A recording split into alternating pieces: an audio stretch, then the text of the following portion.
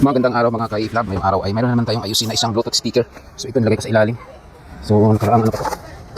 Nakaraang linggo. Okay. So ngayon lang natin maayos kasi marami tayong nakapila. At mga priorities kasi yun dahil mga malaki TV. So ito na siya. Yan, isa itong Pro Mac. Pro Mac. Ito yung model. Yan yung model niya. Okay. So problema nito, alam ko, yung ano, wala siyang base for Twitter. So iwan natin. Ayun o. Wala siyang base. Puro lang Twitter. Okay, so lagyan sa radyo.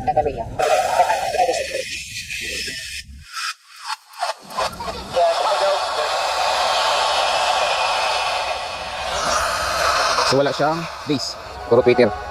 Malakas yung Twitter niya. Kaya lang wala siyang base. Okay, so ngayon buksan na natin. Okay, so ito na yung loob.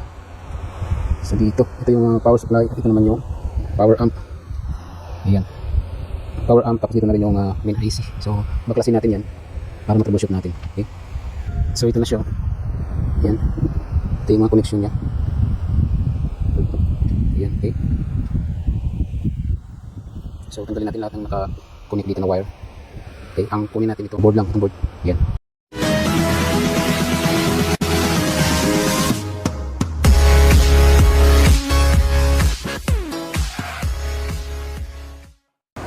Okay, so ito yung woofer at ito yung dalawang tweeter. So, ang tweeter ay gumagana.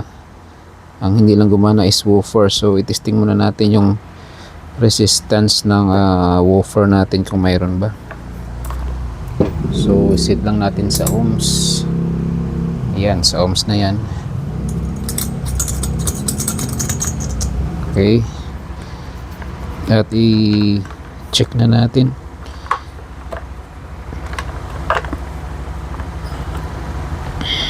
Ito yung terminal ng speaker. Check natin yung speaker. Ayan, so mayroon siyang 4.8 or 5 ohms. Okay. So good siya. Good yung speaker natin. Ayan. Okay. So good yung speaker. Walang problema yung speaker. Yung woofer. Okay. Okay, so ito na yung board nya. Ayan, natanggal na natin. So dito may nakalagay na sub. So dito yung speaker nya. Itong woofer dito. So dito naman yung tweeter. Yan, blue na yan. So ito yung sundan natin papunta dito. So ito yung amplifier ng sub. Ito. So dito tayo mag-focus dahil dito sa tweeter is okay naman. Okay. So ngayon tanggalin natin yung heatsink ng IC.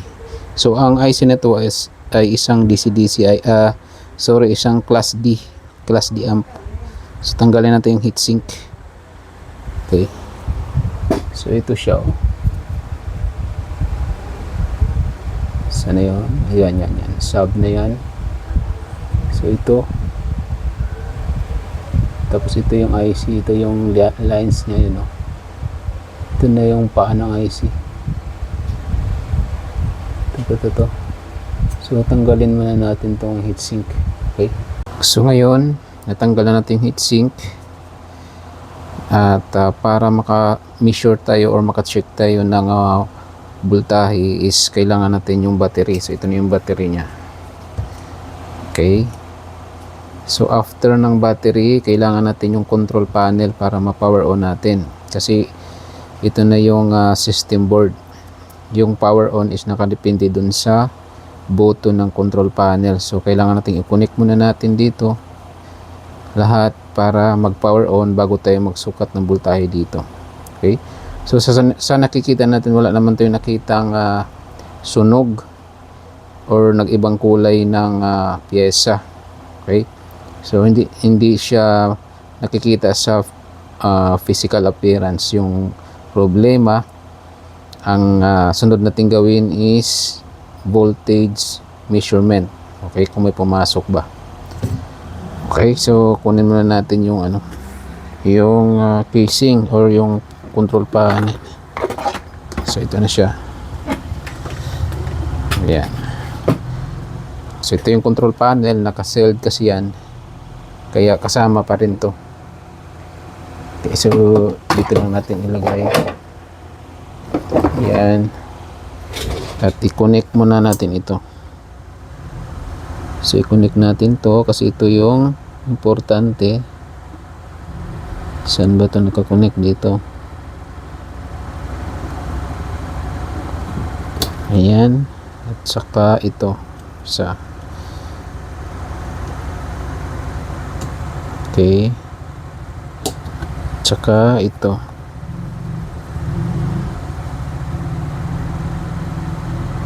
Lahat ng wire na ito, itong sinaksak natin ay dito papunta yan.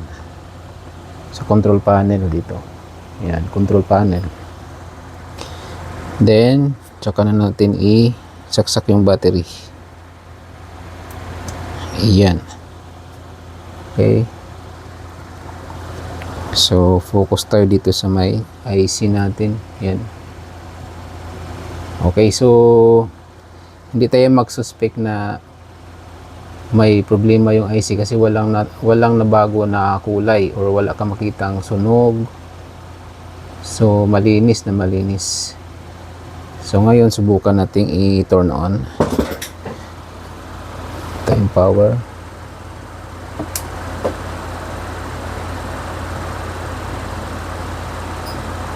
Yan.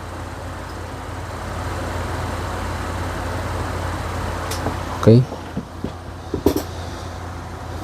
So, hindi natin na-connect yung speaker. Connect muna natin yung speaker para marinig natin. No? Okay. Baka kasi gumana na mga alas contact. So, pwede mangyari yun. So, i-connect natin yung speaker. I-off muna natin. May ganun kasi na loose contact lang pala yung mga Molex or mga socket. Okay. So, i-connect natin yung speaker. Ito at itong woofer. Dito siya. Ito yung socket ng woofer. Ayan.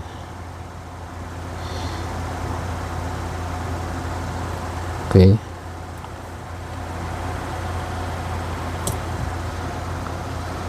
So, yan na. Okay, so i-turn on natin.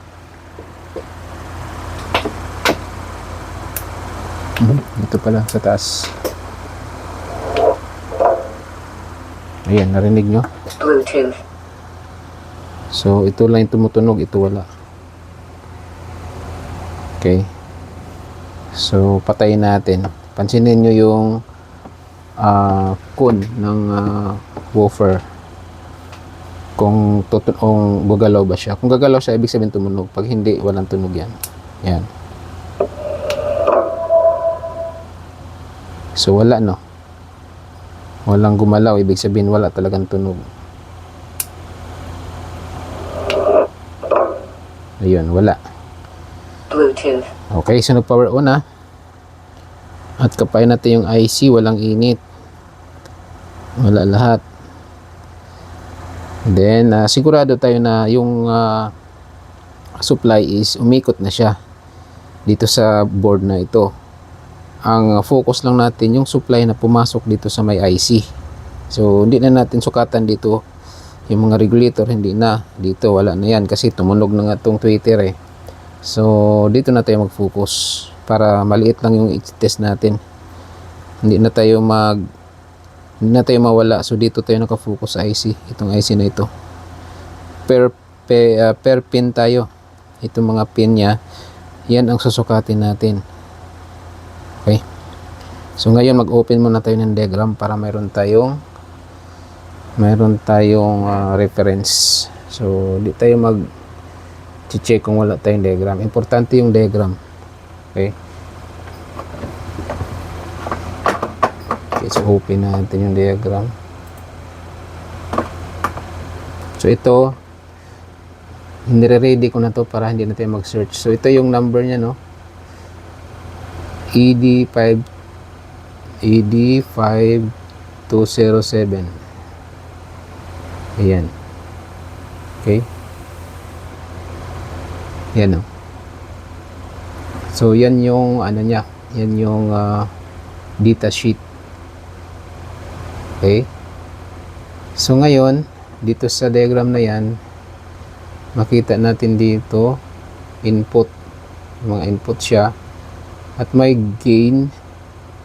Ito, volume itong gain. Tapos, lem rate. Lem rate. Saka yung sync. Okay. So, ngayon, focus tayo dito sa lem rate. So, dito tayo sa lem rate mag-focus. So, anong number yung lem rate? Okay. So, lakihan lang natin. Yan. Ang number ng lem rate is number 7. So, itong lem rate na to, ito yung nag-control ng, kumbaga sa ibang class D amp, ito yung mode pin. So, dito natin makontrol yung clipping. Okay? Kung naka negative siya or low active siya, hindi niya mapatunog yung IC. Kung positive siya, ibig sabihin may voltahe, mapatunog natin yung IC. Okay, so kumbaga ito yung ano niya, shutdown pin. So tingnan natin yung meaning ng lem rate. Okay, lem rate ito, pin number 7. So decay speed for clip free, ayun, no, clipping for automatic gain control or power limiter. So ito yung taga-limit. Okay, so ito yung connection niya. So dito tayo mag-focus, dahil tinignan natin dito wala namang mode control.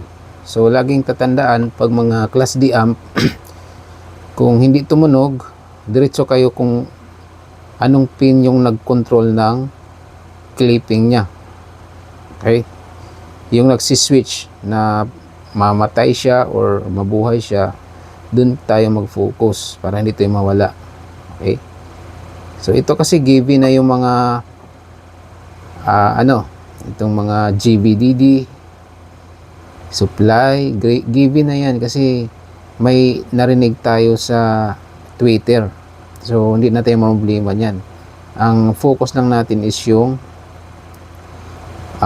pin na kung saan kinukontrol niya yung IC.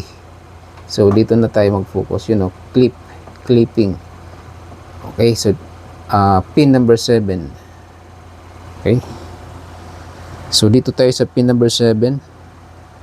So naka-on na ba to? Ayan, naka-on na siya. Okay, pin number 7. Ayan, focus tayo dito. Okay, so ayan, so focus tayo dito sa pin number 7.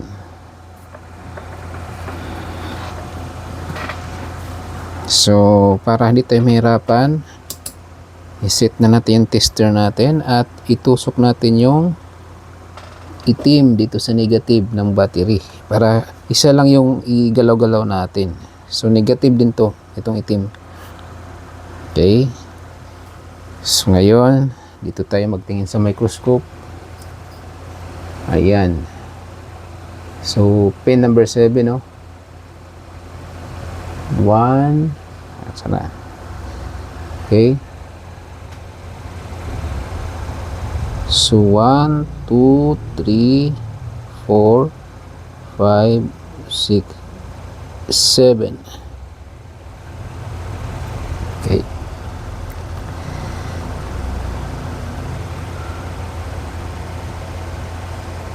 number 7 is mayroong 13.5.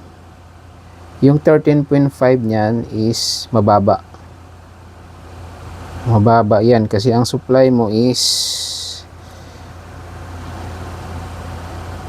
15. So dapat 15 din yung makarating dito sa may lim rate sa pin number 7. Ito yung supply mo. Kine-check ko. Ito yung kine-check ko, yung supply mo. Yan. Ayan, supply. Ang 15. Then, ang lim rate mo lang is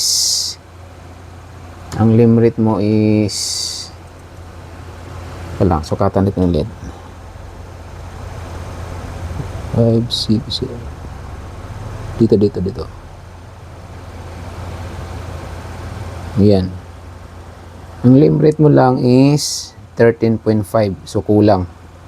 So, kailangan 15. Kung anong supply, kasi yun yung reference voltage mo. Kung anong supply sa battery, yun din yung dapat mapunta dyan. Okay? So, yun yung natin. Yun yung sundan natin. Okay? So, ngayon, pababa tayo.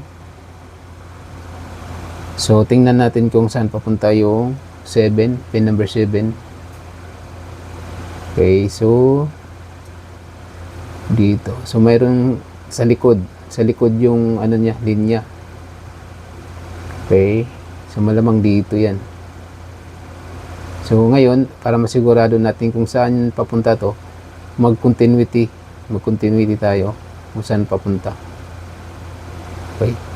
So, ngayon, hanapin natin yung connection niya papunta sa 15 volts kung saan naputol. Kung saan lumiit yung voltahe nag-drop. Okay? Kung saan nag-drop yung voltahe. Dahilan para maging 13.5. Yan. Okay, so ngayon patayin muna natin para safety. So, turn off muna.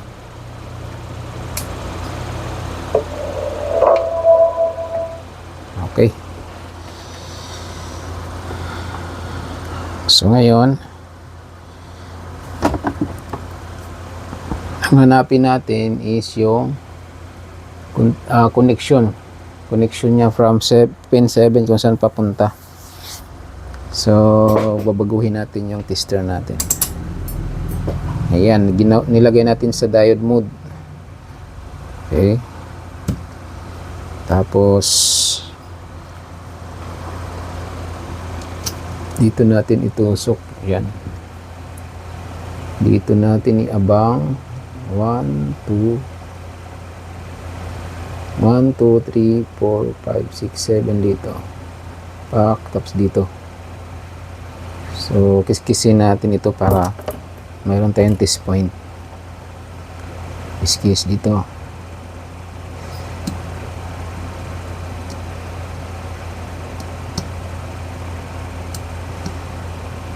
Yan. Para di tayo mahirapan, balatan natin.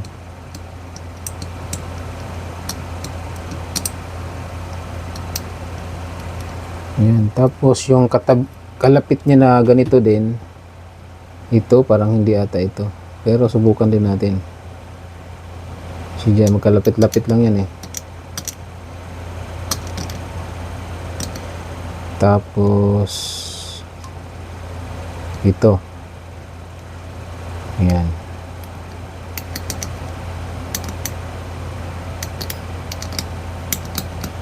Ayan. Okay. So ngayon, tutusukin na natin. So, hanapin na natin kung saan papunta ito. Umpisa tayo dito. Dito sa... Ayan. Tutunog naman yan kung may connection sila. Tutunog yan. Tapos... wait lang. Yan. Isang kamay lang kasi yung ginamit ko. Yung isa sa camera kaya mahirap. So, ito na lang yung unahin natin. Yan. Yan. Ito.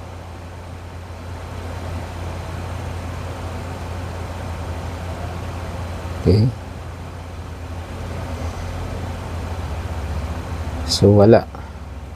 Open siya, open. Ngayon, dito naman tayo sa kabila ito. So, mahirap ah. Ayan, tapos ito. Ayun. Dito sa kabila yung connection. Ayan.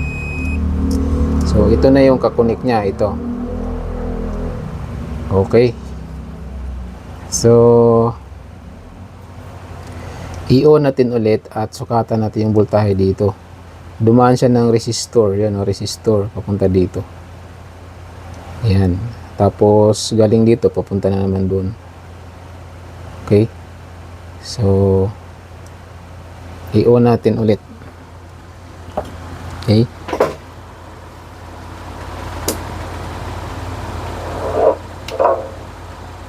Ayan, naka-on na. Bluetooth.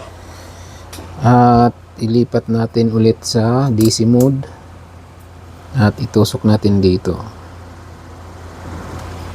Okay. At susukatan natin.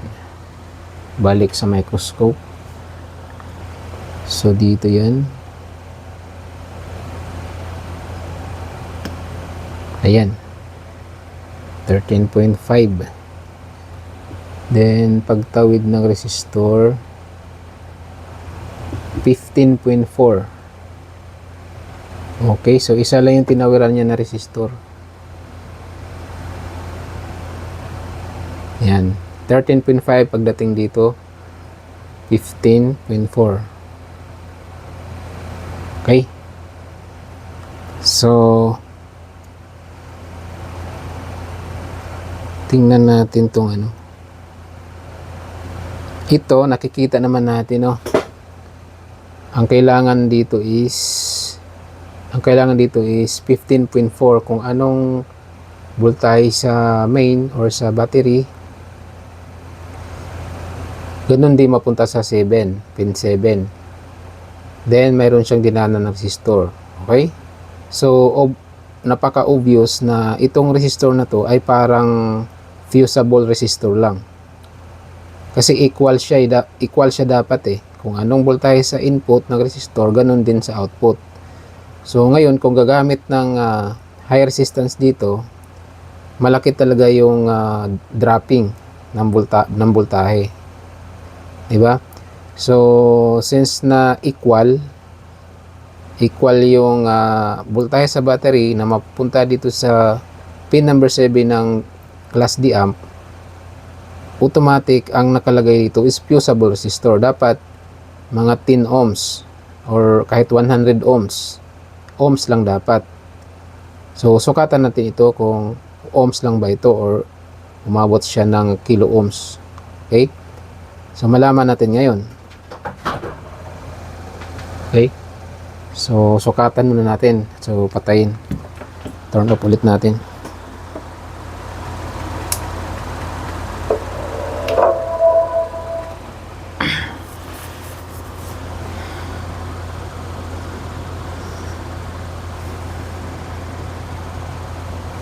So ngayon sukatan yung ilagay natin sa ohms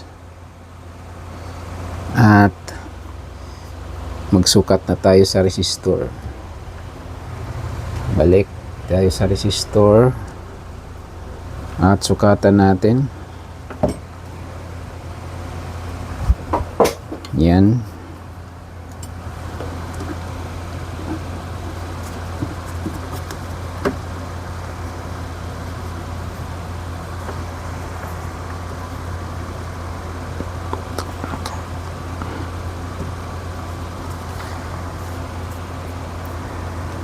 Okay. So ito yung resistor, no? Ito yung resistor, yan. At dito.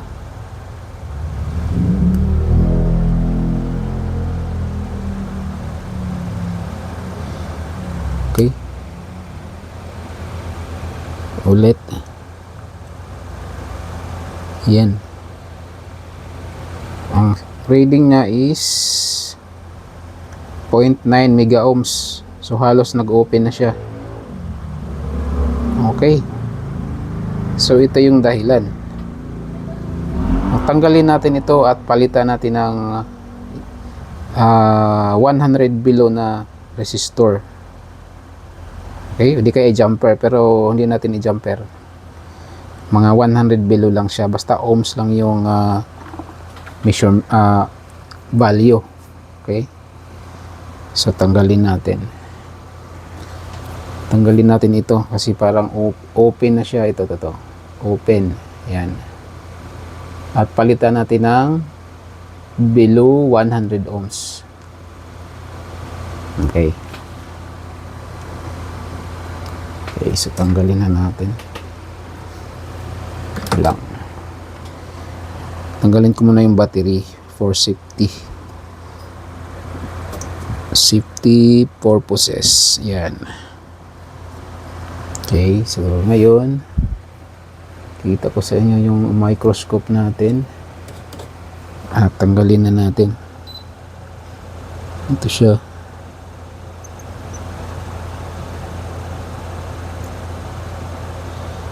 Yan, tuklapin lang natin yan. Okay.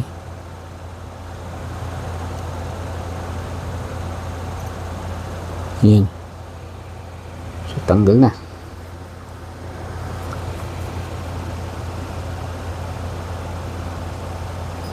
Yan. So, tanggal na. So, maghanap tayo ng below 100 ohms. Hanap tayo dito.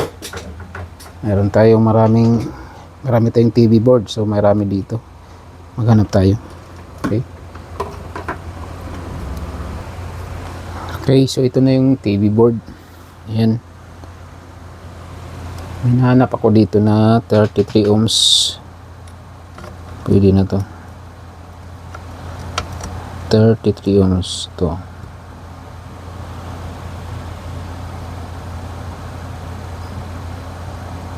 Ayan. Ayan. 33 ohms. Ayan. Pwede na yan. So, yan ang tanggalin natin. 33 ohms na resistor. Ito. Okay. Ito yung ilagay natin. Patong na natin dito.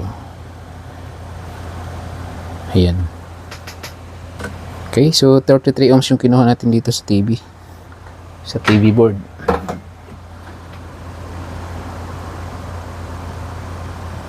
Ayan.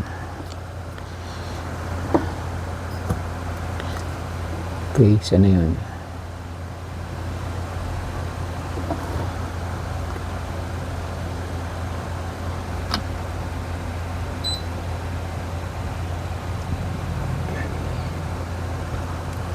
Ito yun, 33 ohms.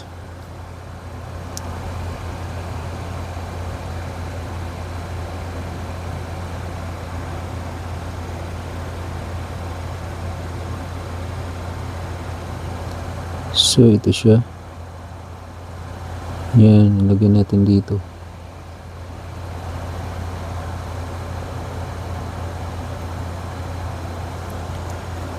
Maliit na maliit. Lagyan natin dito sa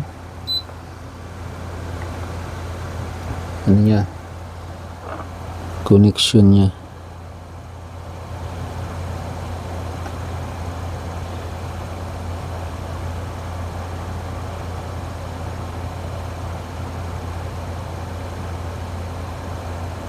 Okay.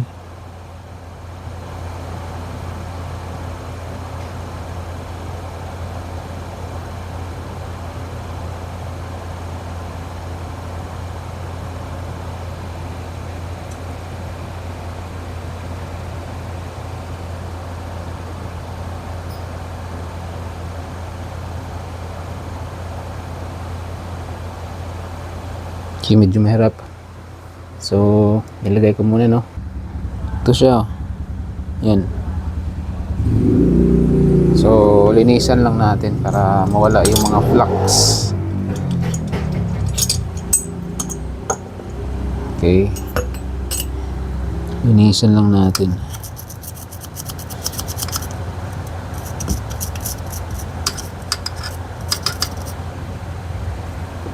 Ayan, malinis na.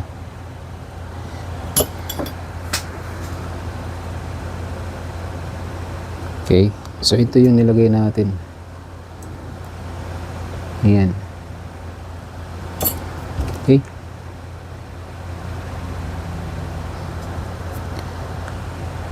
So okay na yan. Ibalik na natin yung battery.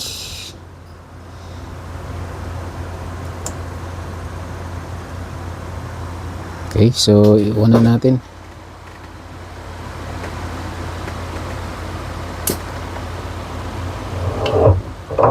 Yan, parang mayroon ng bass. Bluetooth.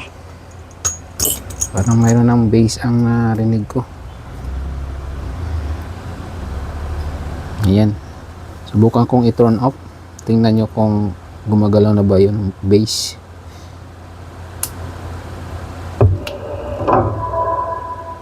Ayan,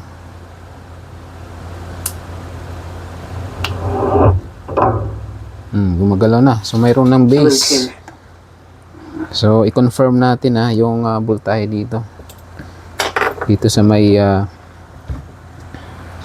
limiter niya, yung clipping pin.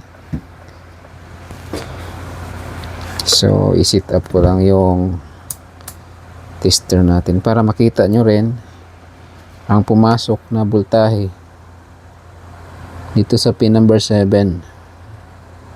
So dapat equal. Okay, so nakalagay na yan. Usin lang natin yung microscope. Ayan. Okay,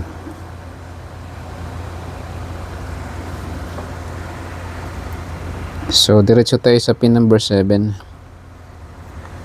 Okay, ito pin number 7, 1, 2, 3, 4, 5, 6, 7. Ayan. So ito siya. Okay, 15.4. Pag ilagay natin dito sa battery,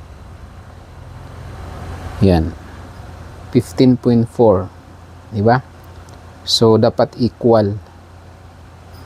Ang naging problema is nag-open yung resistor dito. Nag-open yung resistor. Sukatan natin dito. Ayan. So same, 15.4.